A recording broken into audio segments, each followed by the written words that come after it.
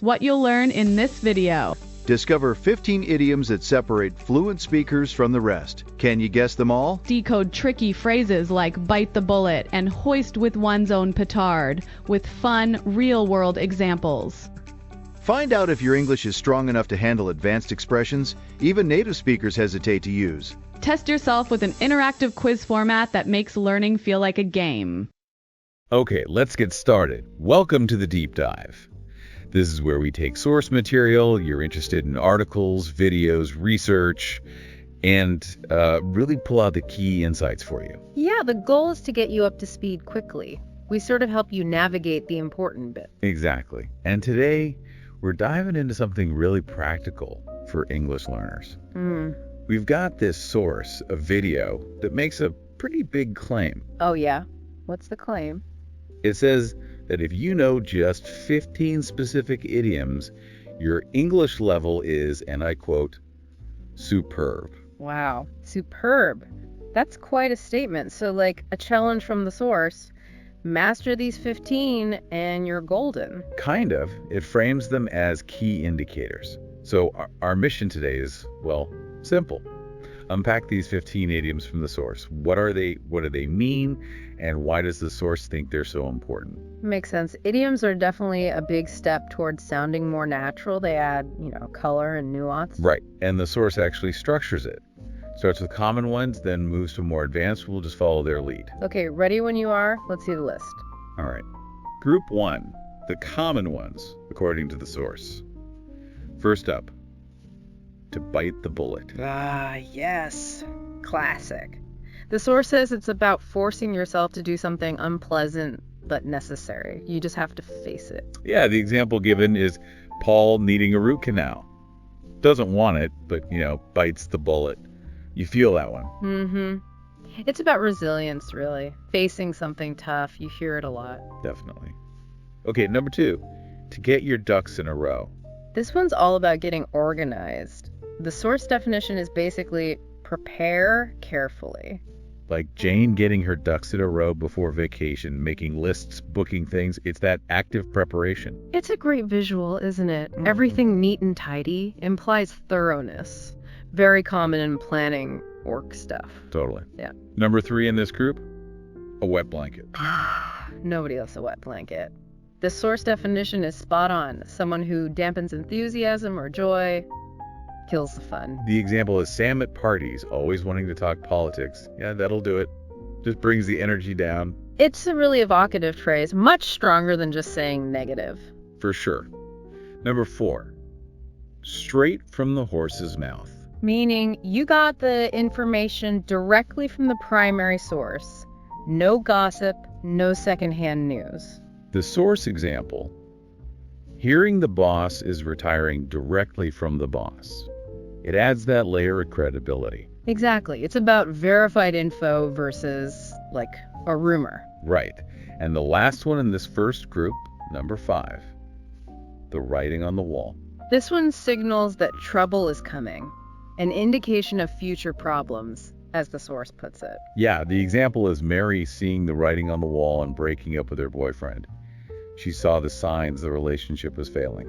It implies recognizing clear warnings before things completely fall apart. It actually comes from a biblical story, which gives it some weight. Interesting. Okay, so that's the first 5. The source calls them common, and they do feel pretty familiar. Knowing these definitely helps with understanding everyday English. Absolutely. They're foundational for following conversations and media. Right, so the source says we're now moving on to slightly tougher idioms.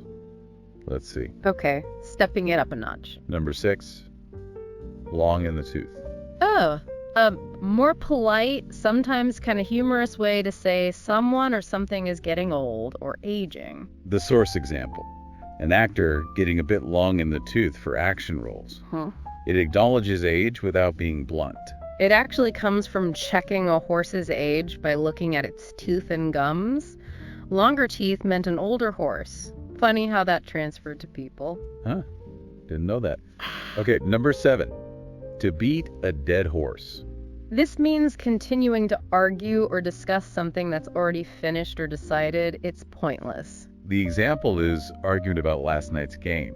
the game's over. You're just beating a dead horse, wasting energy. Exactly. It conveys that sense of futility, like you're refusing to move on from something that can't be changed. Very useful phrase. Number 8, to have an axe to grind. This implies someone has a hidden motive, a personal, often selfish reason for doing something, an agenda. Like the example, why does Ron undermine coworkers? He must have an axe to grind.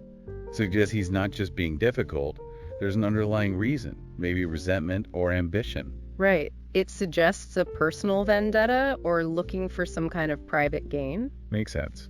Number 9 from the source, to toe the line. This means to conform, to follow the rules or the group's expectations without questioning or pushing back. The source example is a senator towing the party line with reporters, repeating the official stance, not necessarily a personal belief. Yeah, it implies conformity, sometimes sacrificing independent thought for loyalty or to avoid trouble, often used in politics or organizations. Okay, and the last one for this slightly tougher group, number 10, cheek by jowl. This describes things being very close together, crowded. The example paints a picture. Houses built cheek by jowl, no space between them, packed tightly. It really conveys that sense of close proximity, sometimes uncomfortably so, like people standing shoulder to shoulder or cheek to cheek almost. Okay, 10 down. Oh. We've covered the source's first 2 groups. Some of those tougher ones maybe felt a bit less frequent, but still pretty common. Agreed. The classification is subjective, but they're all valuable phrases to know for understanding English speakers. So now, the source claims these last 5 are the very advanced ones. The real test? Maybe. Let's see what constitutes advanced according to this source. Number 11, a swan song. This refers to a final performance or act before retirement or ending something significant. A last hurrah. The example, a retiring teacher's last lecture being a worthy swan song, often implies it was a particularly good or memorable final effort. It comes from that old belief that swans sing beautifully right before they die. Adds a bit of poignancy. Nice origin. Okay, number 12, a canary in the coal mine. This is an early warning sign of danger. Something small that indicates a bigger problem is developing. The source gives a really relevant example. Declining bee populations being a canary in the coal mine for the whole ecosystem. Exactly. It comes directly from miners using canaries.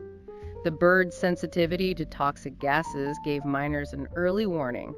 It's a powerful metaphor for a subtle but serious alert. Very vivid. Number 13, a Pyrrhic victory. This is a victory that comes at such a huge cost it almost feels like a loss. You won but paid too dearly. The example, winning a lawsuit but being bankrupted by legal fees. That's a Pyrrhic victory. The win is overshadowed by the cost. Yeah, it's named after King Pyrrhus, who won battles against Rome but lost so many soldiers he knew another win like that would ruin him. History again. Okay, number 14, a Gordian knot. This refers to an incredibly complex, seemingly unsolvable problem, an intractable issue. Like the example of negotiators trying to untangle the Gordian knot of conflicting interests. Layers of complexity. And the legend is Alexander the Great didn't untie the knot, he just cut it with his sword. Sometimes the solution is bold, not delicate. Maybe. And the final one, number 15, sounds quite dramatic. To be hoist with one's own petard. It means to be harmed by your own scheme. The trap you set for others catches you instead. Fall victim to your own plan. The example is perfect. A hacker getting infected by the virus they created. Karma. Basically, yes. A petard was an old type of bomb. If it exploded too early, the person setting it would be hoist, blown up by their own device. Shakespeare used it, which helped keep it in the language. Wow. Okay, that's all 15 from the source. Quite a range, from everyday phrases to ones with deep historical roots. Definitely shows the richness and sometimes the oddity of English idioms. So let's circle back to the source's big claim. Knowing these 15 means your English is superb. What's our take? Well, it's a catchy claim from the source. Obviously, superb English involves more grammar, vocab breadth, pronunciation, fluency. Right, it's not just idioms. But I think the source makes a good point about their importance. If you want to sound natural, less like a textbook, you need to understand and eventually use idioms. Absolutely. They're shortcuts to complex meanings, packed with cultural context.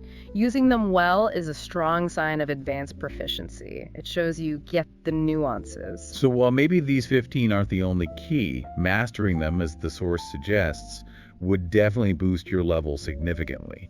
It pushes you towards that more native-like fluency. They represent a significant step, for sure. The sources list is a good target, a challenge to engage with that less literal side of English. It's an encouragement for you, the listener, to start noticing these phrases, figuring them out, maybe even trying them out. That's how they become part of your active language. It's about active learning, not just passive recognition. And thinking about idioms like canary in the coal mine, or hoist with one's own petard, where the meaning isn't obvious from the words themselves, it raises a final thought. That non-literal aspect. Yeah. How does that core feature of idioms, meaning tied to history or culture, not just word definitions, how does that challenge our basic ideas about how language even works? And what does that imply for how we should approach learning, especially these more hidden layers of a language? It suggests language is more than just rules and vocabulary. It's a living thing, embedded in culture, and you really have to immerse yourself to grasp it fully. Something to think about as you continue your own language journey.